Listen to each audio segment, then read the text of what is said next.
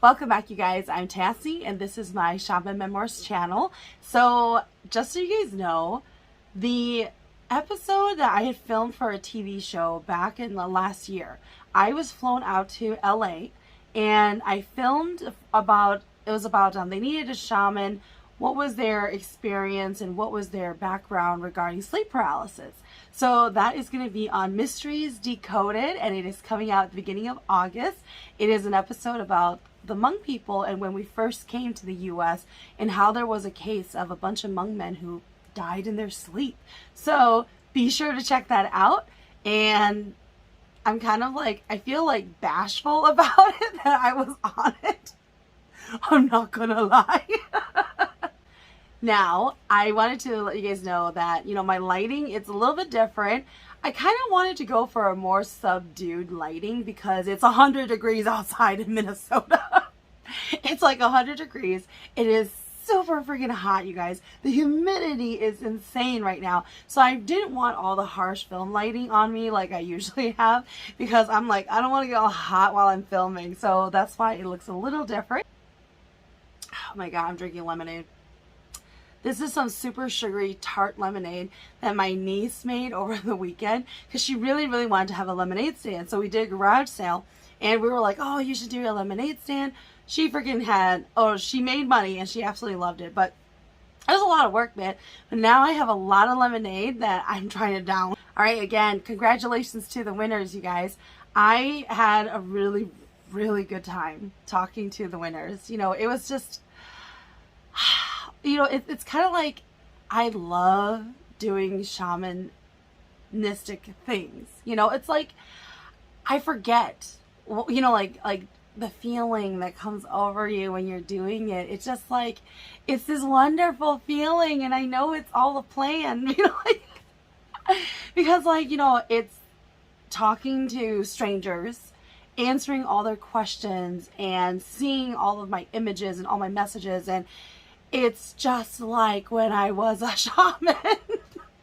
It's just like when I had my shrine. And, like when I hooplee for people or when I tie strings for like my family, and just the smell of incense sticks and joss money burning, it is like a drug, you guys. Now, that wasn't the reason, like all of those things that I really enjoyed, that was not the reason for why I put my shrine down and then I stopped practicing for the general public. But it was just, it was just beautiful. It was like just so amazing, like going back to your childhood or something. I don't know. But, like doing all of this, I know it's because of my guides. And I know they have this master plan to get me back into the game. And it's one of those things where, they just sit and watch and wait. And they are not pushy. They're super like, let's just have fun together. And then all of a sudden, it's too late. You're in their web. Then you're all part of this master plan, and it's working the way they wanted it to. But like going back and doing all of that for, the winners, it's just one of those things where, if I'm just talking to my friends, my family, it's not that big of a deal, I guess. It feels different, like it's just, I know you guys are probably like, just get back into it, Tessie.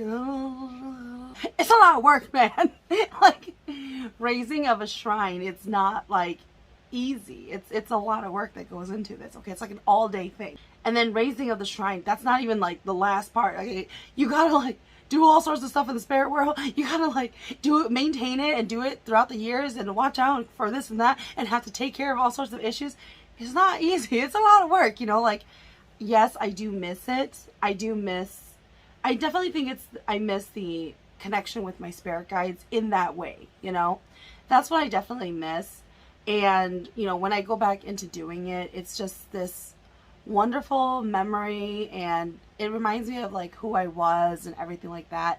But it's just one of those things where I know of how much work is involved, all the work in the background, and it's just one of those things where I'm like, it's that part I'm trying to overcome and just trying to do it. So if anybody has a service for like, cleaning chickens and chopping up animals for ceremonies, and they're a traveling kind of company, hit me up. I would like to get in touch with you. Now, I do have to say, when I do go and, look at people or I do services for people, my spirit guides like to stick around for a little bit. They like to wander and see what's up, especially if they really like the person. And I know, like, I've mentioned this in another video before, but I have a really close girlfriend and she's also a shaman too. It drives her crazy that I allow my spirit guides to really just do whatever they want because she's really, really strict on her spirit guides and what they can and can't do. But like, my spirit guides are a lot like me, where they just, go about. Okay, so this week we're going to talk about a question that was recently asked to me to really kind of break down, why do some shamans talk about which side did your spirit guides come from? And so with that, you guys just know, only some shamans, their lineages will be, you either got it from your mom or your dad's side. And then there are some shamans who are like me, where you didn't get it from either side. So what does it mean when they talk about, which side did you get your spirit guides from, right? It just basically means your shaman style will be very similar to that clan, whichever side they came from. Usually you'll be able to easily find a teacher on that side of the family, though, based off of your style. So there are those who are going to be more, like the jumping style. And then there's going to be the styles that are just on the bench. And even the hard benches, where they are not typically found as a jumping style, they actually can still jump. Okay, they can have the jumping capabilities. It is just more common that they sit on their bench and ching or shake, and then sometimes they will get on top of their bench and they will jump as well, so that's also possible. Sometimes they jump right in front of their bench, etc. And then they have the lineages where people tend to record, so you can't help that. I was also asked about that. Like, if you do have it where you are the style that does recording, it simply just means your spirit guides they won't teach you. And one thing that goes hand in hand with that, you guys, the type that tends to record their chants and then learn it from their teacher that way, it's similar to kakong, which is like black magic. So those kind of things can be taught to individuals, and a lot of people, they just pay money and they learn it.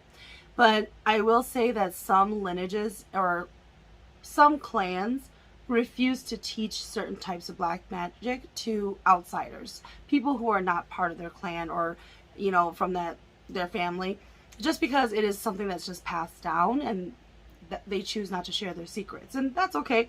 But then there is that style. So it does work. Okay. I don't want people to think because, you are the lineage that, you have to listen to a recording. It doesn't work. It does work. It's just that you're more part of the old school style, where they actually don't have spirit guides that talk to them. So a lot of the new age shamans, they are considered those who are taught by their spirit guides, like me. So my spirit guides, they don't even let me look up and do occult research or anything like that. Okay, they just, anything that is not taught by them, I'm not supposed to be learning or looking it up.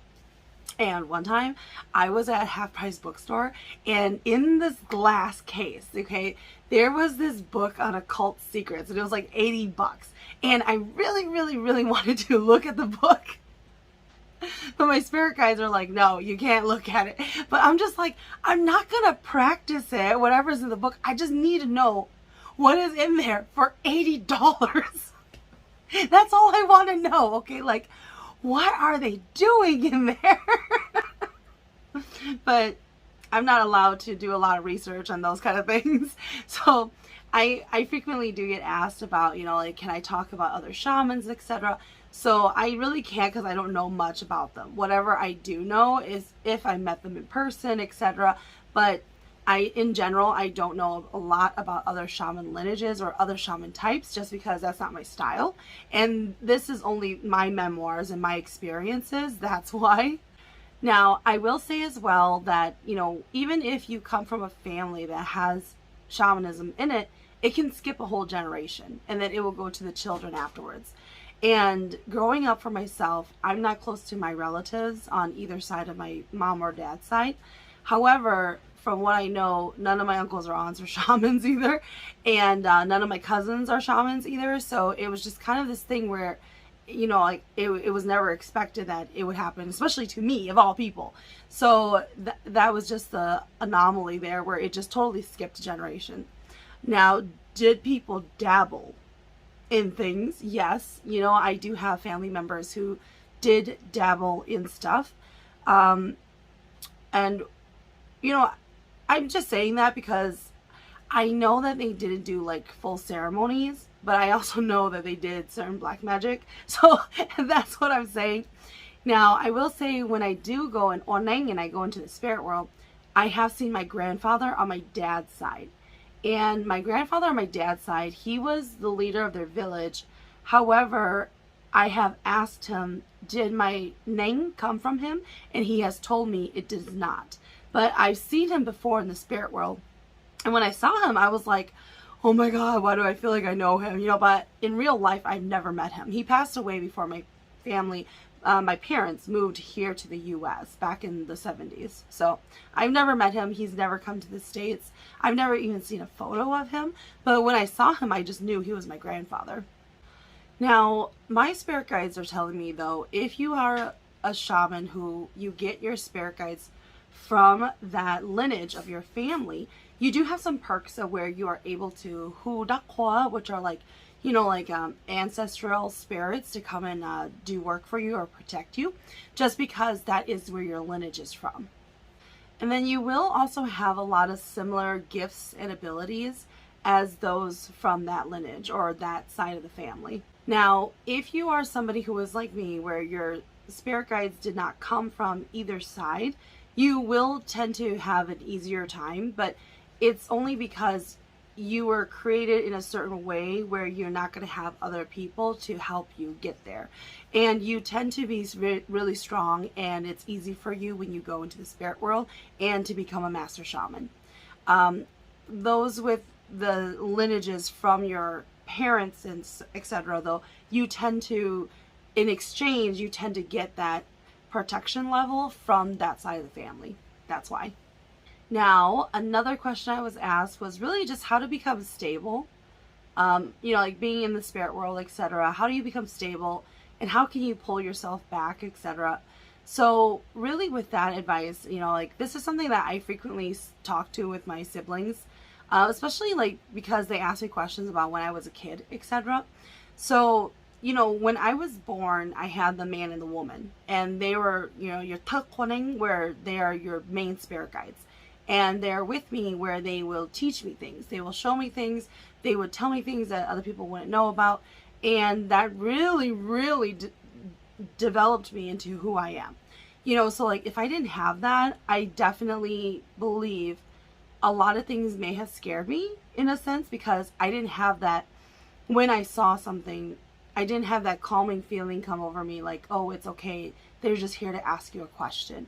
Or like when I'm playing by myself outside the backyard and I see a bunch of spirits going by carrying dead people, it wasn't like something that I was scared. They would just tell me like, oh no, it's okay. Like, they're not here to hurt you. So I always had that calming feeling come over me where it didn't alarm me. So with that being said, having that extra tips and information, I feel like that really shaped me into who I am. And that's how come I became stable, because I had that, right? And then when I finally, where I raised my shrine and I went into the spirit world, being able to connect to who I am on the other side and having that kind of protection and that individual coming down, that also really, really solidified me. So, the silly, crazy girl who will sacrifice you in a moment's notice, that is the me without the other one, okay? Because when it comes down to actually doing the heavy work and having to finally fight and all that stuff, I'm like a totally different person. And that's like how I talk about in Demon Slayer, there is this one character who has the blonde hair where he's such a scaredy cat, but when he becomes unconscious, that's when his real true self comes out and he's super powerful. That's me. That's me. But honestly, if I didn't have that, just being able to easily communicate with spirits, right? If I couldn't do that, my whole journey would have been a totally different story. I would have been struggling like crazy. who knows what could have happened to me, you know? So with that being said, the advice I would have for you to be stable is that you have to keep practicing. That is the true answer. Through a lot of experience, through mistakes, you're going to get hurt at times. It's going to happen. But only when you become really strong, and that's how you get strong, by going through a lot of these real life experiences and gaining the knowledge. That's how you're going to become really stable. For shamans who already have their shrines up, the understanding is that when you go in Oneng and you go into the spirit world, and this is like, when you're not doing services for anybody, right?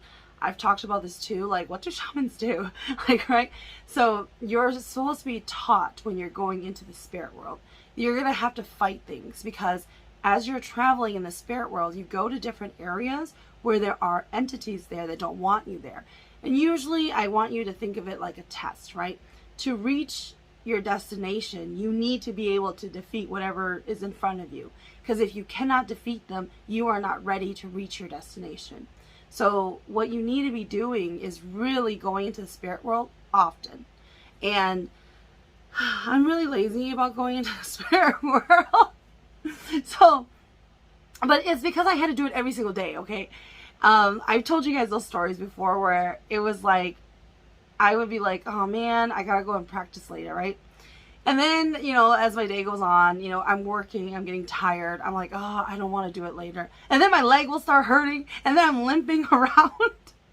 And then I'm like, okay, I'll practice later. And then the limp goes away, and then I'm totally fine. But then once I'm fine again, I'm like, hey, I don't need to do it later. And then I get the pain again. So definitely, you know, you have to keep going into the spirit world. Even if you feel like you're stuck and you're not really sure what you're doing, you have to keep doing it. You have to keep going. You have to break through it. Now, with that being said, sometimes people struggle with connecting with their like their main spirit guides, right? And the majority of shamans, you guys will have one, okay? It's not that common where you're gonna run into a bunch of shamans who have two of them, okay? I'm just saying.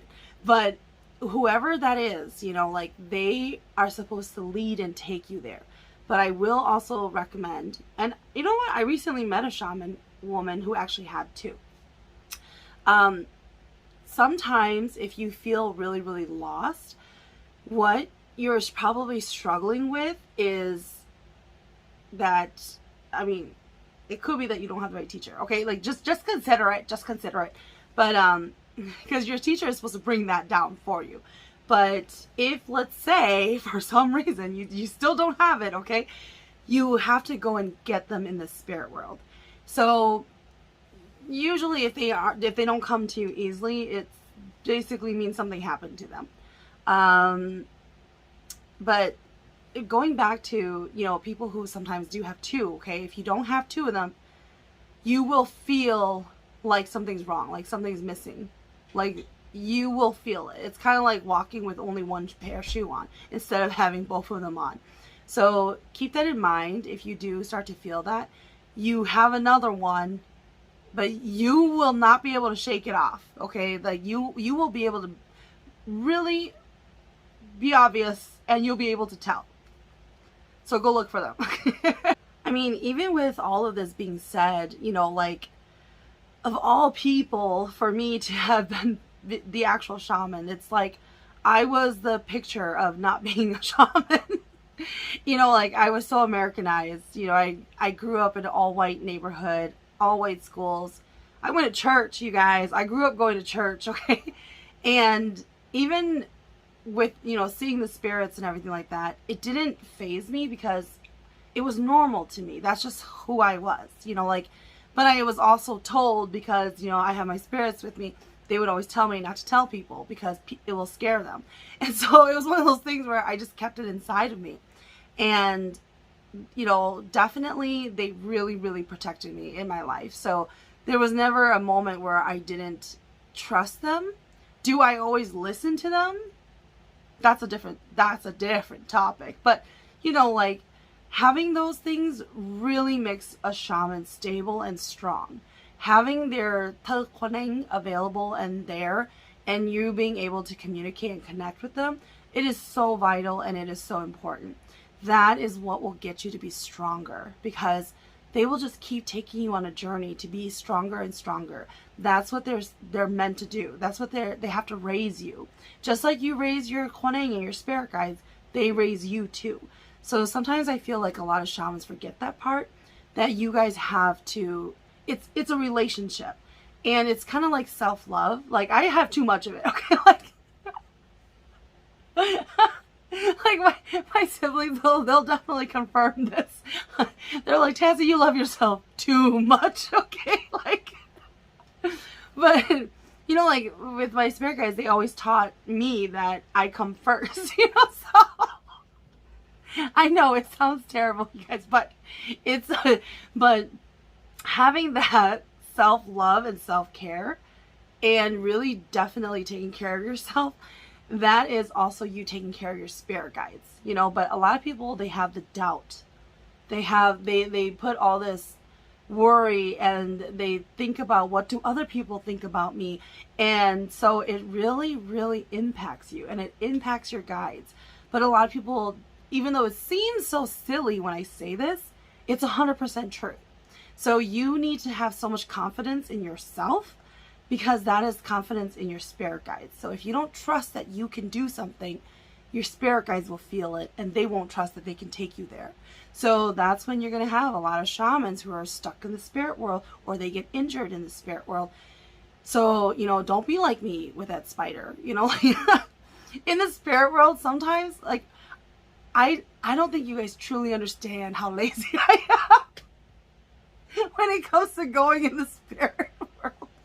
Because there's times where I try to look for shortcuts, you know. I'm like, is this really going to take that long? Like, do I really need the full 10 minutes? Like, could we shorten this to maybe just 1 minute, you know? Like, I will do a ton of things, you guys. Like, it's a good thing nobody can see me in there.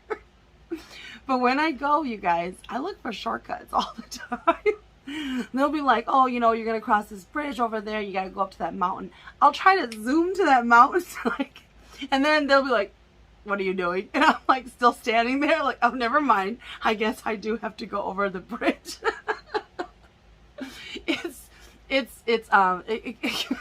But that's what I do in the spirit world, okay? Like, ain't nobody got 8 hours to onang, okay?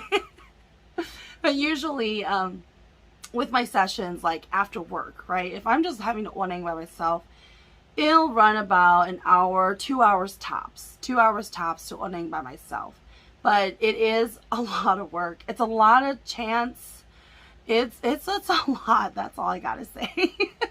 But if anyone can do it, you can do it. Okay, you guys, like, trust me, I was so Americanized. I never spoke Hmong, you guys. The only time I started to have friends who were Hmong was when I started dating a Hmong guy. And so, like, that's and then I remember, like, when we were dating, how big his family was. I couldn't comprehend it. It took me over 10 years, you guys, 10 years to understand their family, because there was just too many of them. It was just too many of them. Okay. Now I know, but I mean, I just kept hearing auntie this, auntie that, uncle that. There was just too many. And then all of a sudden came their children, and everybody had like 15 children. So I was just like, man, this ain't gonna happen. Like, I'm not gonna remember which auntie this is and from which wife this is from. So yes, it definitely took a long time for me to fully grasp it. You know, like, I wasn't raised with the traditions that a lot of Hmong families had the luxury of, you know, like, I didn't know it. And then, I remember I was talking to she was very traditional Hmong girl who was raised in a very traditional household, right? I completely amazed her because my life was so different from hers. And then she completely amazed me because her life was so different. But I remember, you know, like, a lot of the main topic a lot of people talk about is, well, who watched you? Like, as kids.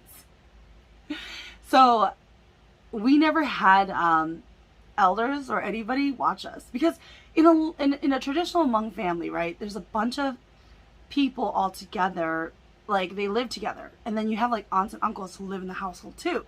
So even if your parents go to work, you have aunts and uncles who are watching you. And then when they go to work, your parents are back home, right? Or you have like a grandma or a grandpa or something like that, right?